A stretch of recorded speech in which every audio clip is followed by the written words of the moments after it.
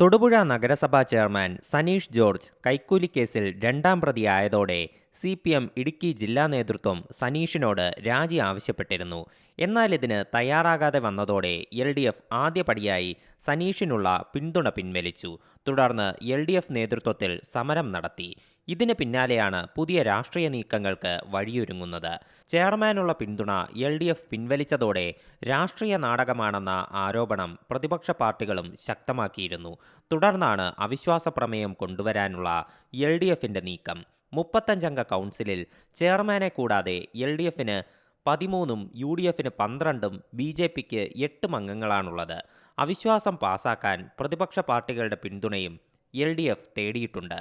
Chairman സ്ഥാനം രാജിവെക്കാമെന്ന വാക്ക് നൽകിയ Saneesh George വാക്ക് പാലിക്കാൻ തയ്യാറാകണമെന്നും CPM ആവശ്യപ്പെട്ടു. അദ്ദേഹത്തിനെതിരായുള്ള അവിശ്വാസം കൊടുക്കുക എന്നതാണ് LDF തീരുമാനിച്ചിട്ടുള്ളത്.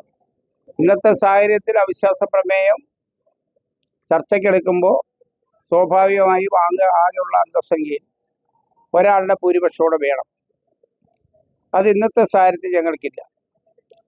ഈ കാര്യത്തിൽ ചെയർമാന്റെ രാജി ആവശ്യപ്പെട്ടുകൊണ്ട് സമരം നടത്തുന്ന കോൺഗ്രസും BJPയും അവിടെ നിലപാട് പറയണം. അവരുടെ സഹായം ഈ അവിശ്വാസ പ്രമേയത്തെ ഒരു പിന്തുണച്ചാൽ അത് ഞങ്ങൾ സ്വീകരിക്കും. കഴിഞ്ഞ ദിവസം വൈസ് ചെയർപേഴ്സൺ ജെസി ആന്റണിയുടെ അധ്യക്ഷതയിൽ ചേർന്ന നഗരസഭാ കൗൺസിൽ യോഗം UDF BJP പ്രതിഷേധത്തെ തുടർന്ന് അലങ്കോലപ്പെട്ടിരുന്നു. എന്നാൽ കേസിൽ പ്രതിയായതോടെ അവധിയിൽ പോയ ചെയർമാൻ ഇതുവരെ നഗരസഭയിൽ എത്തിയിട്ടുമില്ല. കോൺഗ്രസ് വിമതനായി വിജയിച്ച സനീഷ് ജോർജിനെയും മുസ്ലിം ലീഗ് സ്വതന്ത്രനായി വിജയിച്ച JC ജോണിയെയും ഒപ്പം ചേർത്താണ് LDF നഗരസഭാ ഭരണം പിടിച്ചത്.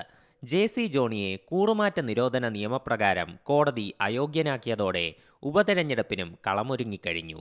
ഉപതെരഞ്ഞെടുപ്പോടെ വീണ്ടും ഭരണത്തിൽ വരാമെന്ന കണക്കുകൂട്ടലാണ് LDF.